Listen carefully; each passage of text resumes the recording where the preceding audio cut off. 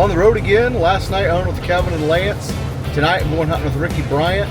I believe Rickey's going to be hunting. He's got a young dog that's bushwhacker bred, and then he also has a pup that's off of his world champion Lumber Joe dog, so it should be a good night. It's pretty hot and humid right now, so hopefully have a good night in the woods, and we'll be there shortly.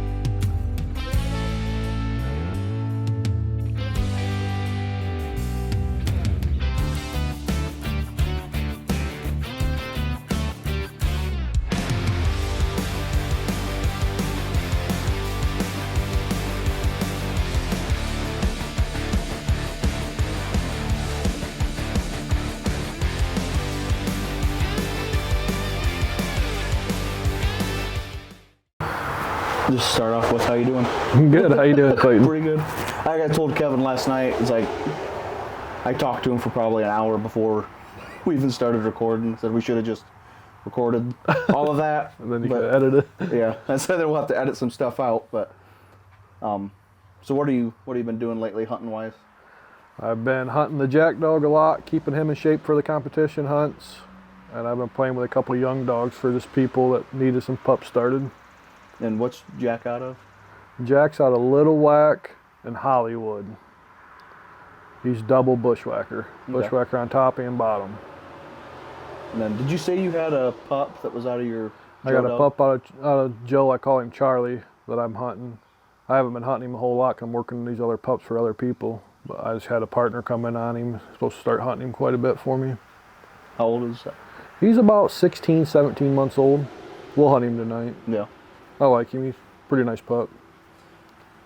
Is he treed anything yet, or? He's treed probably around 60 coon. Yeah. Yeah. We should get some good videos of him. He's a pretty nice coon treer.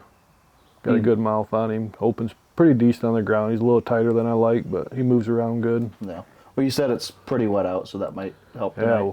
We got hit with a real bad rainstorm 2 nights ago, so we're going to be in a lot of water. Yeah. Jack is the one you're mainly pushing in hunts. Is there any hunts coming up here? Yeah, next weekend we got a Pro Classic at Reading, Michigan. We're going to go down and hunt that. After that, we got the Madness coming up, and then I got him qualified for the UKC World Hunt. I'm going to try to make a run at it with him. I like him. He's a pretty good hound. Did you see how old he was? He's 4. 4? Yeah. Because I figured he was like somewhere around there. I knew he wasn't young, but I knew he was kind of coming into Yeah, he's coming into his prime. I think he's really making a good hound. Yeah. I've hunted with him, I think, twice. I think the first time I hunted with him, he was like just starting, wasn't he? Yeah, that's the first time I had him up here. Yeah, AJ sent him up here, and he was like 14, 15, 16 months old, somewhere around there. Then I've pretty much had him ever since. Yeah. He did good that night for a young dog. He sounded good and hunted pretty good. Yeah, he's a good hound. I like him a lot. He's good about having a coon, good strike dog, moves around good. I like him. Yeah. One thing I could change about him is his tree style. I don't like the way he trees in the heat, but you can't get everything, so. Is he ball when he... He's a ball mouth tree dog when it's hot. Yeah. Cool weather in the fall or in the winter time, he's a real nice tree dog, chop mouth, hard tree dog. Yeah. I don't know if that's me lately. That's been common with about every dog I've been with. This time of year, it's just most dogs I've hunted with, either the dogs I have or the dogs I'm hunting for people, or if I go, you can tell at first they might chop a little bit, and then as the night goes on, they get even hotter. It's mostly ball mouth, but yep, it makes a big difference this time of year. Yeah, that's why I'm doing so much stuff this weekend, because it's obviously it's hot, but next week it's going to be hotter, and then August obviously is not going to be any cooler. So I'm trying to get as much done now, so that way people have something to watch August and September, and then I can sprinkle in my videos and stuff too. Yep, yeah, I've been hunting quite a bit. That jack dog, I don't know. I mean, I probably got him over hunted, but to me, I like to have one in shape when I go to the hunt, so I've been staying on him hard. Yeah. Do you, when you're doing that, do you hunt them with other dogs or just pretty much by yourself? Well, I like hunting with other dogs, but around me here, I really don't have no coon hunters around me, so I pretty much just hunt him alone. But Yeah. I try to make a trip, or somebody make a trip up once or twice a week and try to go, but I hunt him mostly by himself. Yeah. I just wonder, because like me, there's a couple people in my area that hunt, but I usually just end up going by myself. Most nights I just get up and go somewhere around the house. And Yeah. Yeah, I hunt a lot by myself, but my wife's been hunting real hard with me, so that helps out a lot. yeah. But as far as hunting with strange dogs, no, that don't happen a whole lot. Yeah. That's one thing that we talked about last night with Kevin.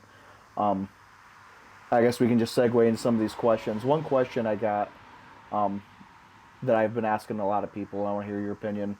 What is the thing in your mind that separates a good coon dog from a top level competition dog? Yeah. To me, the main thing for me to campaign a dog or to really put a lot of time into it, it has to have hustle. That's what people don't understand. That hustle from that first coon to that 7th coon on the recut, you need that dog to treat that 7th coon the fastest he treated that first coon. And that's what makes a big difference in these competition dogs. That's really wins a lot is that hustle and drive they have. And they have to have coons. I mean, these days, if you make a circle tree, you're beat. Yeah. I mean, you got to have coons when you tree. Yeah.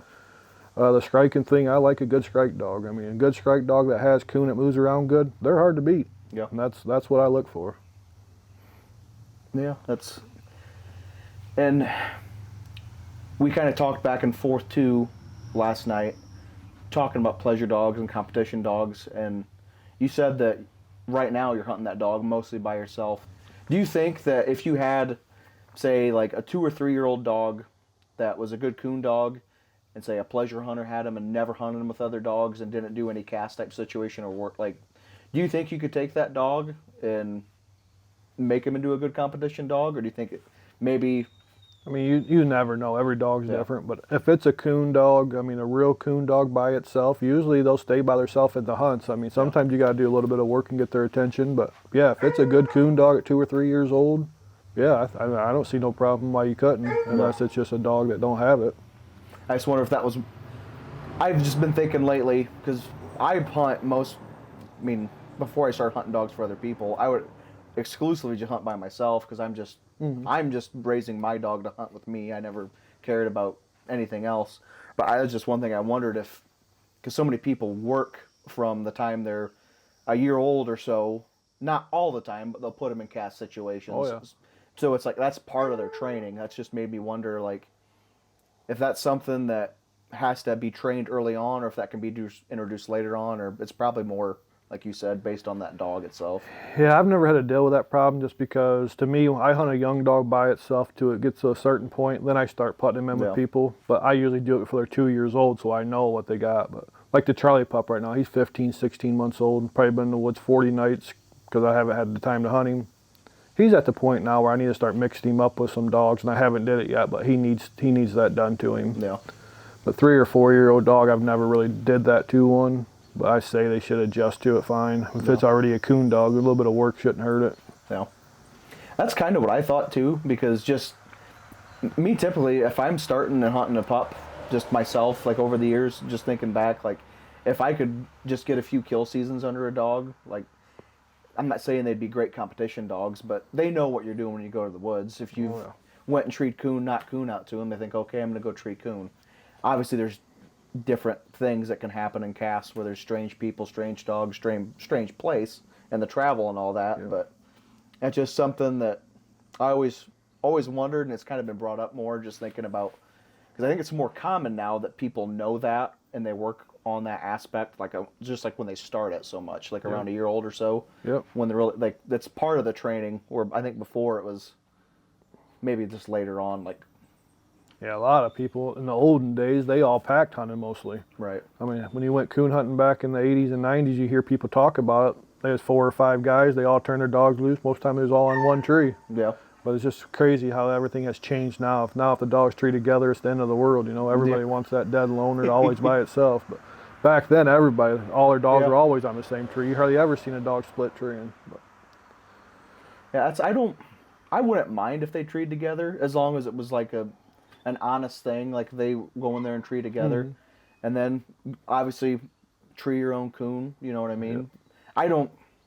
I wouldn't get bent out of some people if their dog makes 5. They could tree 5 coon, but if they treed 1 coon with another dog, they'll be upset about it. Yeah. So I'm kind of the same way. I mean, the way I train my dogs, and I don't work on them for it. If they strike out of the truck together and they're working that same track, and they beat me on a tree and I get 75 on it, that's fine. But don't be messing around in there where I have to take a quarter on it. Either you get right on the tree or you go find another one. Right. And that's the way I've always trained them. I mean, if my dog's working that track and you beat me on it and mine backs you for 75, that's fine.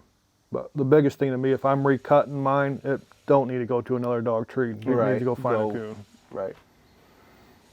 Yeah, because the whole purpose of competition coon hunting is to see who has the best dog. So I mean that's what you want your dog to do, is go off and tree a coon. You don't want one to just rely on someone else's dog to tree a coon. But I don't know. I don't go nearly as many hunts as you. Do you see that as many times now, like nowadays, dogs treeing together? 'Cause I don't feel like I have really much at all. Once in a while, you get on a calf where some dogs will cover or back, but most of the time, all 4 dogs are in 4 different directions. Yeah. You spend the whole cast walking the dogs. It's usually whoever strikes first and trees first, most of the time will win a cast, and especially the hour hunts. But now you do a lot more walking than we used to.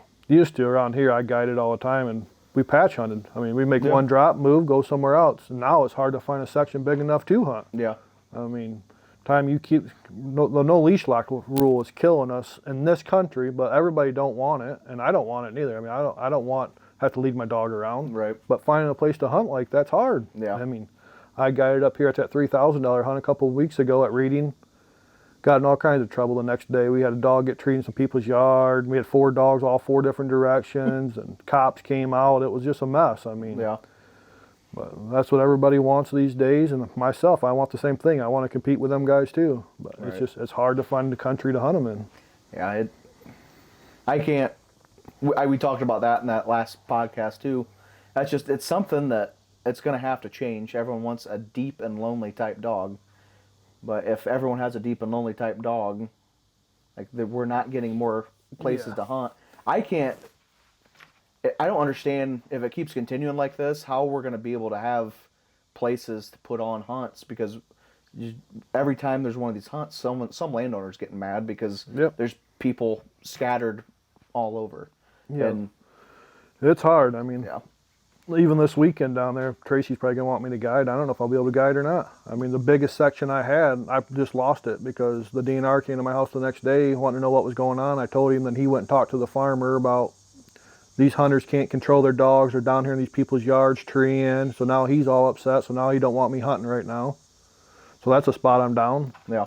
It's terrible. And that's what another people talk about, how hard it is to find guides. Well, if you have a good place to coon hunt, are you going to potentially screw that up and makes people mad? Or are you going to want to save it for yourself? When you were there trying to hunt and start get dogs ready every week, every year, like, we only have so many places to hunt. You can't make everyone mad all the time. That right there just hurt me because I'm down to just a couple spots where I can go there and just recut for 2 hours. Only one dog. Just go there and recut for 2 hours. I'm down to just a couple spots, and that was my main spot. Yeah. And now I'm down that spot.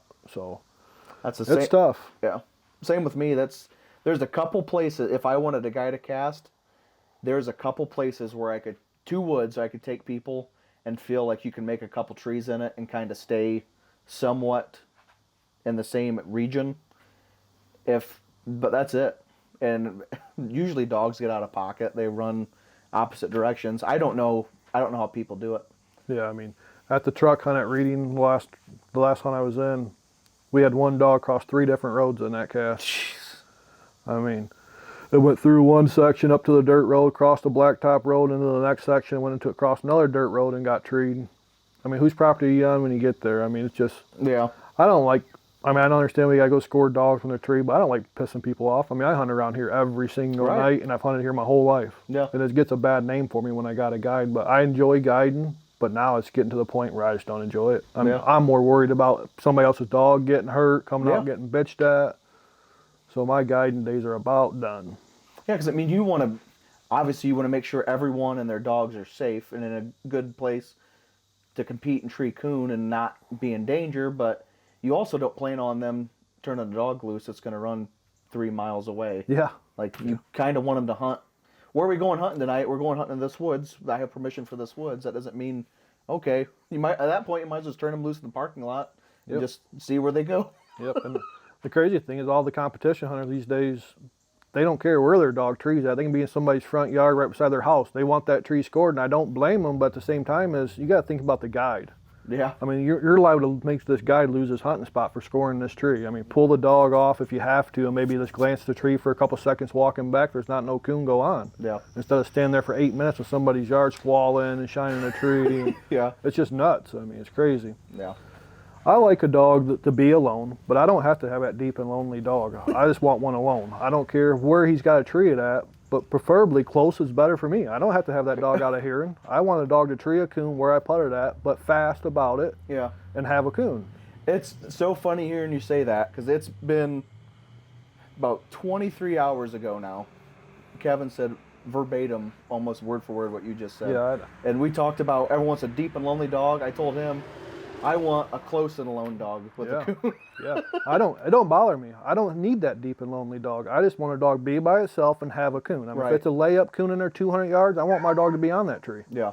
I mean, I don't have to have a dog in there a mile. Right. To me, it's too much trouble. I mean, you're asking for somebody to come out, beat your dog off a tree, or shoot your dog. Yeah. I mean, you're just asking for too much. I mean, I don't shock my dogs or beat my dogs to make them get way through the country. No, I've never have did most that. of them you don't have to. No. And when I hunt around here by myself, I might tree 10 coons in 2 hours in one section with one dog. Right. And then they get in the hunts. After they get used to that, they kind of do that. I mean, they start looking. They don't have to blow through there. Right. The jack dog there, I mean, he's not no crazy hunting dog. He hunts for a coon. Right. You put him down with 4 dogs, sometimes once in a while he'll horse race out of there on you, but most of the time he's just looking to tree a coon when you turn him loose. Yeah. That's that dog we hunted last night that Kevin just got in the finals of that hunt with. That's what I like so much about him. We turned him loose 4 times, and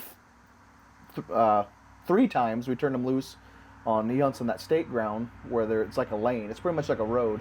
Turned him loose on the road. His dog went straight this way into the woods. Yeah. And the first coon he treed, I think, was 90 yards away. Yeah. Just slammed it. Sounded great. Went down back to the path, turned him loose, went right-handed over a ravine, went 300, 400 yards, treed another one. Yeah. And just nice. Yeah, to me, all that big crazy hunting stuff, you're just asking for too much trouble. Yeah, them dogs win a lot, but at the same time, where there's so many coons at, them dogs don't have to go that far. And they will get beat. I mean, them dogs that's blowing way through there, they will get beat by an actual coon dog that's treeing coon behind them. Yeah. And that's what I want to have. I want to have that dog that's fast about it and just looking to tree a coon. And that's what I was thinking, and I think I said it on the video some last night, like how many dogs, you turn them loose on that lane in the middle of the woods, how many of them just fly down that lane? They wouldn't even know those coon were sitting there. They'd just be running that lane for how long? Yep. And then what really impressed me, I mean, he treed 3 coon. 2 in that first woods, went to another woods. The third one, cut him loose, and it was kind of by a river. And he went quite a ways ahead of us, struck a track, and ran a really good track. Not a hot track, but you could tell he warmed it up. Treed, had another one. The one that impressed me the most ended up in a field that had an electric fence, like with a surrounding cornfield. And he was in that corn. He ran that coon, and you could hear him getting shocked at times. Got that coon out of that cornfield and treed it. Wow, that's pretty good. So he did. And that furthest one I went was, I think, was like 450. Yeah. And he doesn't have, down there they have coon, but it's not like up here. It's not, they have a lot, but it's not, in this area especially, you don't need a dog to go that far. Yeah, the Joe dog's dad, their old lumber, I raised him. If they was 10 coons down a hedgerow, I would about bet you he'd treat 9 of those down a hedgerow. I mean, he looked for a coon. He didn't have to horse race. He didn't compete with anything. When you turn him loose, he had one thing on his mind, that was just treeing a coon. I didn't care if it's 50 yards or a mile. If he had to go a mile, he would. Yeah. But if there were coon in that section, he's going to tree them. Right. And it is just, to me, that's what I still look for, is that type of dog. But Yeah, it's frustrating to not have that dog, because you walk by coon, walk by coon, walk by coon. It's like, well, you could have treed all of these coon here and you're clear back here. It's like, yeah. You'll hear a lot of the competition hunters say, well, I don't want my dog up here having to work a track up and tree a coon because it takes too long. Yeah, that dog might, but not all of them. Some of them dogs can tree that coon every 10 minutes up around that area. Right. They don't have to go in there a mile and tree a red hot coon. They can Right. work that coon up and tree it. And I look for a dog that can be treated every 10 minutes. In my area right here, if I got a dog that's treated every 10 minutes, I'll take it. yeah. As long as they got coon. Most of the time, them dogs are going to win big. And that's what I look for. And your terrain is very, I think it's a little swampier in some places than me. Yeah. But it's very, very similar to the type of hunting, just ag fields and patch sections. And really, I mean, if your dog should be treed every 10 minutes, Yeah. because there's Yeah. going to be there's only so many places a coon can be in some of these patch sections. And that's something I've noticed with a lot of dogs too. Some of them just have that knack to put themselves where the coon are. Where a lot of dogs would just be running, and they might tree a coon when they come to it, but there's some dogs, like I'm sure you've seen it with a lot of your dogs, that they just somehow, it's like a weird sixth sense where they go left-handed and they know there's a coon there before they even strike on it. It's like they just put themselves in the best situation. Yep. Yeah, a lot of dogs from the south, they understand water because it's so hot down there Right. all the time. So usually if you get them up in this country here and you do hunt where there's any water, them dogs know that coon are by water from the south. And they'll Right. usually go to them. Up in here, our dogs are a little different. But if you hunt the same area a lot or the same woods a lot, these dogs know them woods. I mean, they get used to it. Yeah. Yeah. Some of them, if you hunt the same woods a lot, they know the same trees, and they go to the same trees. Yep. It's funny, certain woods and certain areas by my house take like some of my old 8-9-year-old dogs out. It's like I can almost tell you every tree they're going to make just because they go to the same area. And the past few years especially, I haven't killed hardly any coon, so you can but walk and there's going to be a coon there. Yeah. Yeah, I have coon still, but I don't have coon like I probably should have, just because I like putting fur in their mouths. Right. So it's a little thinner around here, but I still got plenty of coon. The dogs should still be treated every 10 minutes. Right. Yeah, and trying to think like this time of year, obviously, and it takes a special dog too to be able to do that all throughout the year, because obviously there's a lot of coon this time of year, and it can be easier this time of year. It can be difficult this time of year depending on water and brush and all that stuff and the temperature. But like in the wintertime, when they're all denned up and they're not moving, that's a lot different. Yep. So people hearing this and watching this, it's not a walk in the park when it's 20 degrees below zero. Coon aren't actually out running like they are now. Yeah, this time of year with the foliage out, the crops out, the mulberries, the chokeberries, I mean, coon are out. Yeah. And the dog should be treated every 10 minutes. I rather hunt in the fall, in the summer is not my favorite at all, just because of all the nettle weeds and how thick it is and the leaves. Yeah. But that fall, October, November, around me right here, I can usually whatever I'm hunting, I can be treated every 10 minutes on a regular basis. I mean, you don't have to worry about it. That's what I've obviously this time of year, especially where it gets so hot and it doesn't get dark till so late at night. I look forward to that time of year. Yeah. Every year, it's just it gets dark earlier, but it's not at 5 o'clock in the evening. I mean, it's a decent time, so it's not screwing with everything. But yeah, it's to me that's my deer season. So coon hunting kind of goes on the back burner then. But usually, whatever I still have at the house, that if I own it or whatever, if I want to go hunting, I'm expecting the same thing every 10 minutes. That dog should be treated. I mean. The acorns are on good that time of year. Coon are setting up in them. A good layup dog should tree a lot of them coon. That's one of my favorite times of year to go to, because I love that when you have a dog like my blue tick he hasn't done it lately because it's not the right time of year, but when he was back then when he was first starting, I love a good layup dog that gets in those big oak trees, got a coon balled up. I love that. I'd tree those all day long over a dog that just ran and stumbled up across one and it's up a bush. Yeah, I see it in almost every hunt I'm in anymore. A lot of them dogs are just red hot nosed dogs. They fly around real fast, and most of the coons they're tree and they watch and climb the tree. Yeah. But is that an actual coon dog in my eyes? No, it's not. That coon, that dog's treeing. Most puppies should be able to tree that coon too, but maybe they don't have the hustle They yet. don't have the drive to be to out get there. Yeah. But how's that dog got that hustle? From a shot collar controller? Yeah. Most likely, yes. That's what made that dog move like that. But Yeah, that is very true. There's been a lot of situations, I'm sure you've seen it, starting pups, where if they would have just taken off like an older dog, there was a coon sitting up there, Yep. and it would have put itself in a... But it's a maturing thing, so that's just part of it, I guess. Yep. Before we get into some of these questions, is there anything that, I'm trying to think, that we touched on that you want to elaborate more on, or I guess... Have you bred Jack? Have you bred No, him? we haven't bred Jack yet. We're going to start breeding him. I don't know if we're going to live breed him at all because we're hunting him in the hunts, but Right. we wouldn't mind to breed him to a few females, probably get him collected and breed him to a few. He should reproduce. Yeah. Yeah, he's bred. I mean, he's double bushwhacker. He's lone pine on the bottom. Then on the top side, he goes back to some clover stuff. So, I mean, the dog should reproduce. Yeah. I'd imagine so. Yeah, I don't own a hair on Jack. AJ Brenner and Tyler Sturry owns him, but I've had him here the last couple of years, and he's as good as hounds I've ever turned loose. I mean, Yeah. he trees coon and he moves around good. Yeah. Like I said, the first time I hunted with him, he was young, and then he moved around. Yeah, Really good.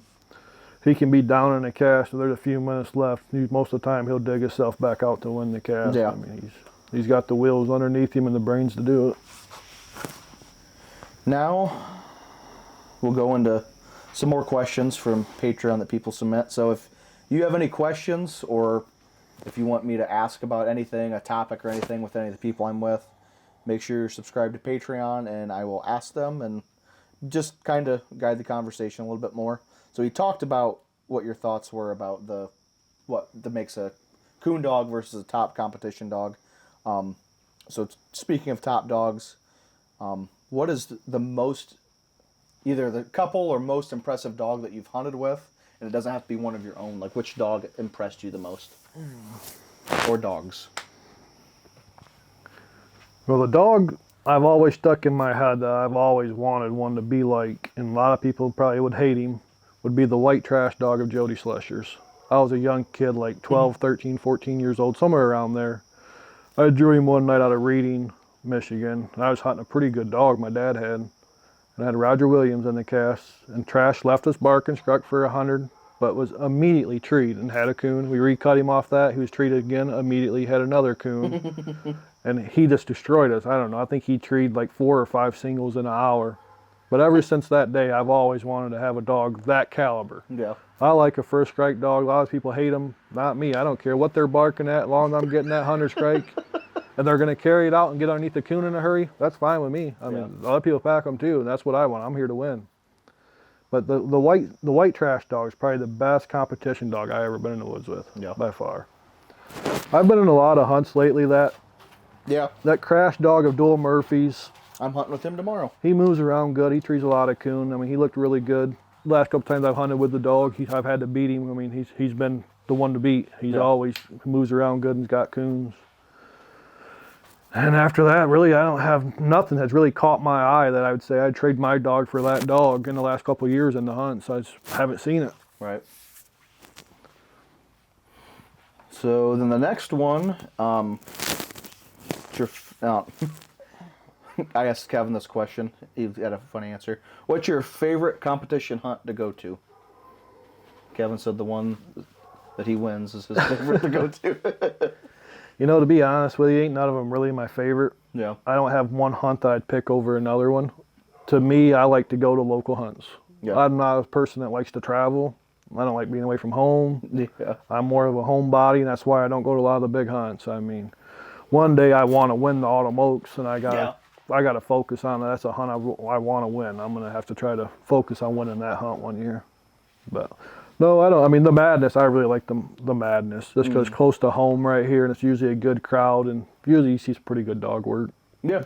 That's what time of year is that? August. I think it starts August 5th to the 9th. I think I it figured is. it was getting kind of close. Yeah, I usually do pretty good at that hunt. Just pretty much it's right here in my house, and I get to guide at it, and usually do pretty good. Now this year might be a little different, but we'll try. Yeah. We'll see. What dog is your measuring stick and why? Oh, I've had a lot of good dogs that I consider a good dog. Probably the funnest dog, just because he was so much fun to pleasure hunt, would be the old Lumber dog. Yeah.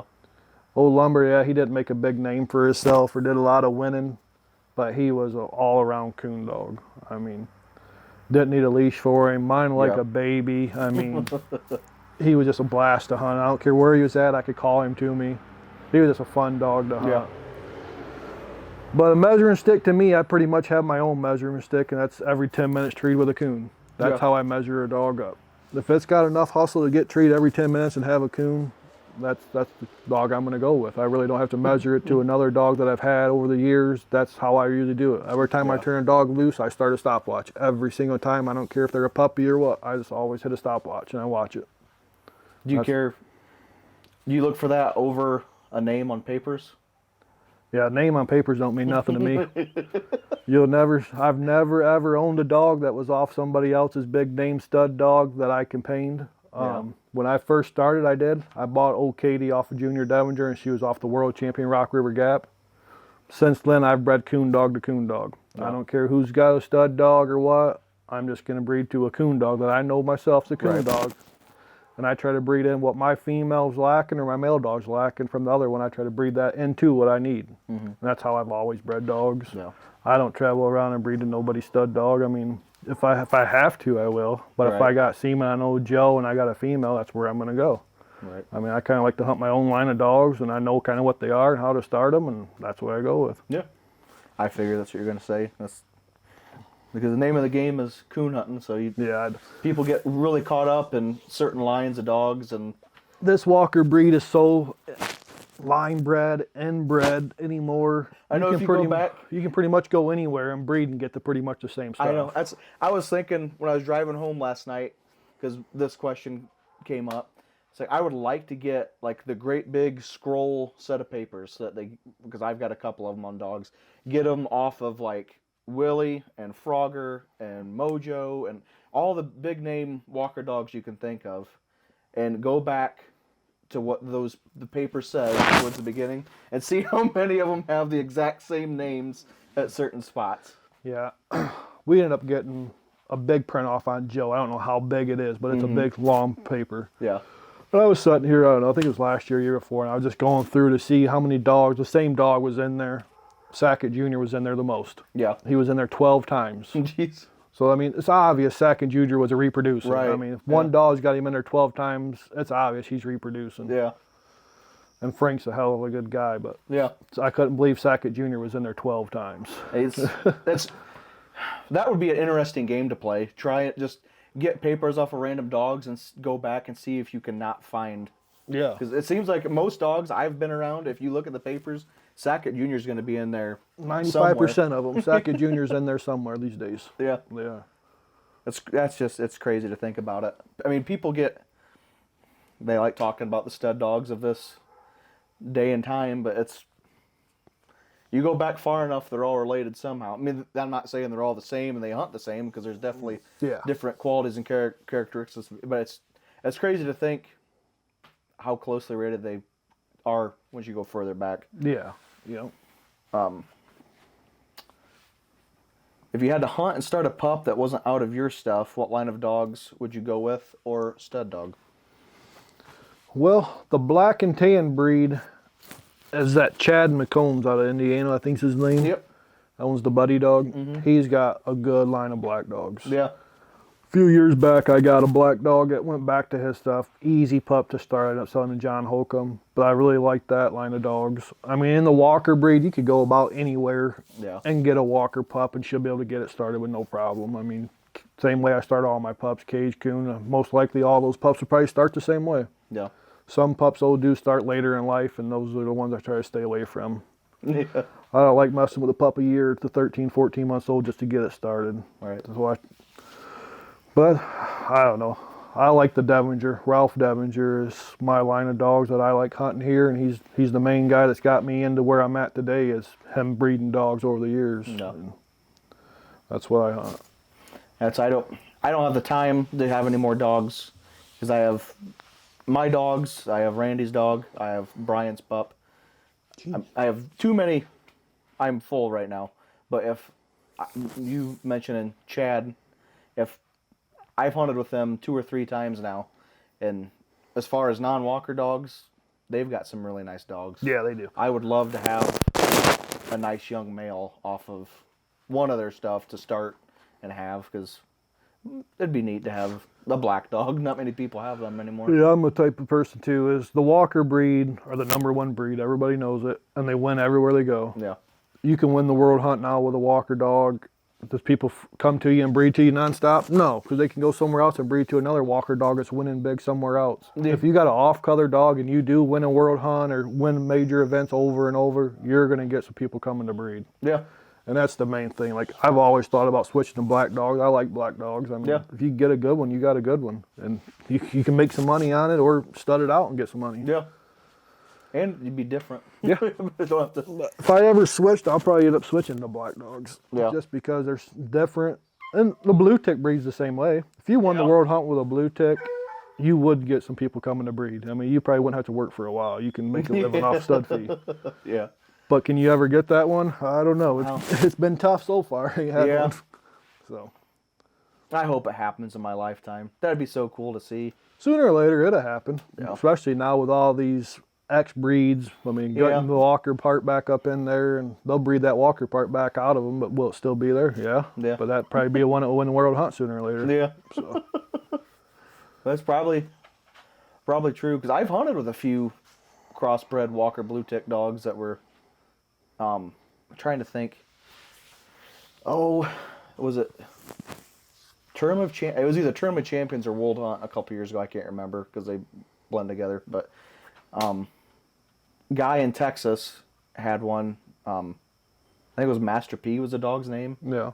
It was a power trip Walker bred to a blue tick, and I can't remember the dog Casey Maggard was hunting at the time. It was his female that he won a bunch with. Yeah.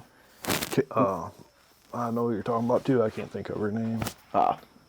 They went coon for coon. Yeah. Those, like, that blue tick, like, the Casey won that cast with, I think, 25, just on, like, strike points, beat him by 25. But that dog impressed me a lot. So there's more and more people with blue ticks that they want to be able to compete and win. And it's not just blue ticks. Every off-color breed is not dominating or winning any of the big. It's all, and you can. I'm not saying you got to like it or accept it, but you look at the results of any major hunt. Yeah. That's not my opinion. That's just what's happening. Oh, it's a fact. Yeah. Yeah, and I had one here I got from Tyler Sturry. He bred a female he called Mouse. She was off Bushwhacker, and his blue tick female he called Belle, and had Mouse there, and they bred her to Big Country, and I had one of those pups here. I sold him to Strickland and Ashland, but that was probably the nicest and easiest starting pup I've ever messed with. Yeah. I mean, could move around, could tree coons. I'd probably been a qualifier at 10 months old and won my cast. I think I was split 4 times, had 4 coons, won my cast, but I sold him to them guys, but that was a nice pup. Yeah. I mean, some of them X-breed dogs, I mean, they're pretty nice. Yeah. And I think that's what's going to help the blue tick breed out is all those Big Country crosses on these Walker females, and sooner or later they'll win the world hunt. They'll get that Walker part out of them and have just on paper is all blue tick. Right. I've hunted with a couple Big Country bred dogs, and I've really liked the way they've hunted, the way they sound. Yeah. They don't good boo-boo mouths. around, and they're not weak-mouthed. They hustle. They tree coon when they come. Like, they're just good coon dogs. Yeah, I've hunted blue ticks for people, and I've owned some of my own. Probably the best blue tick I've ever hunted with, bar none, was the Tucker's Blue Boomer of Terry Tucker's. That's probably the best blue dog I ever turned loose or ever been in the woods with. You take that dog right there. I won a lot of hunts with that dog. He was just so quick on both ends. But it's hard to find that in the blue tick breed.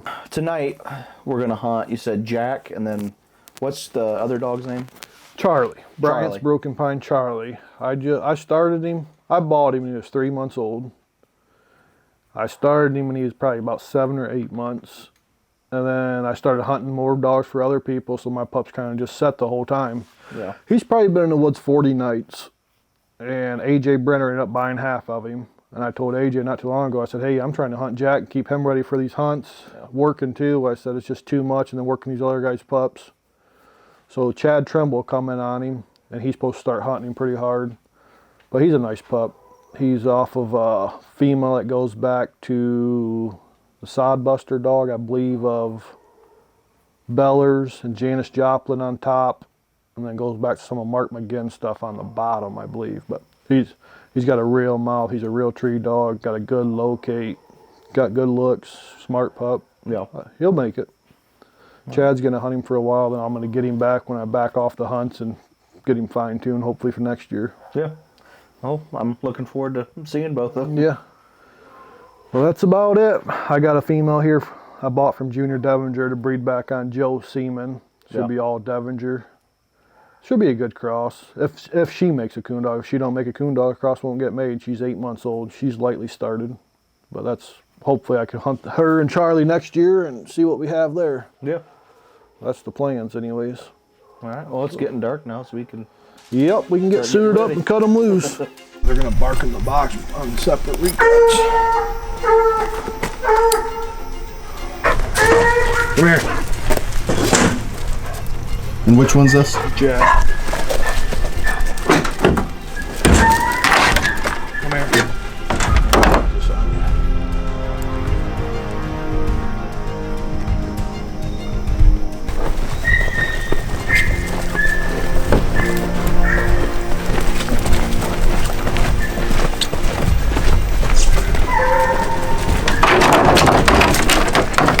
Calm down.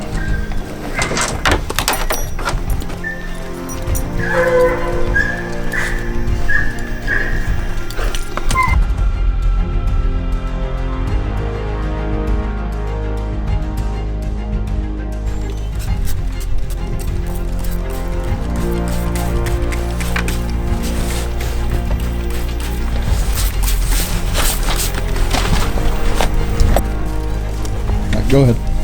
This is Charlie. He's out of Joe and a female called Country. About 15, 16 months old. Okay.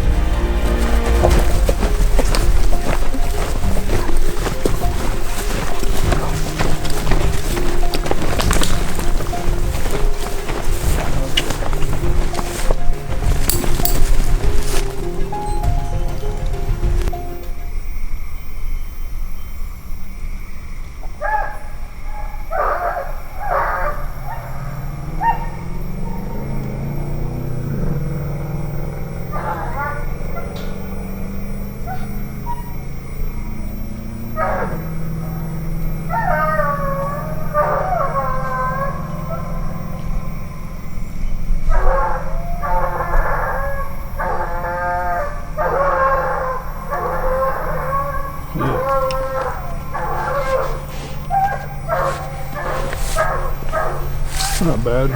2 minutes and 40 seconds. Yeah, that's pretty good. 212 yards.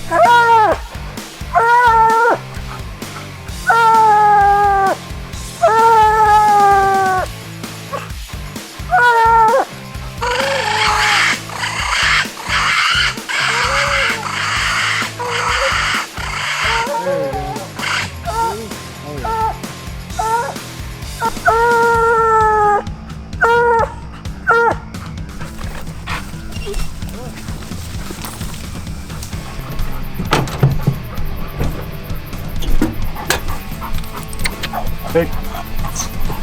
Load.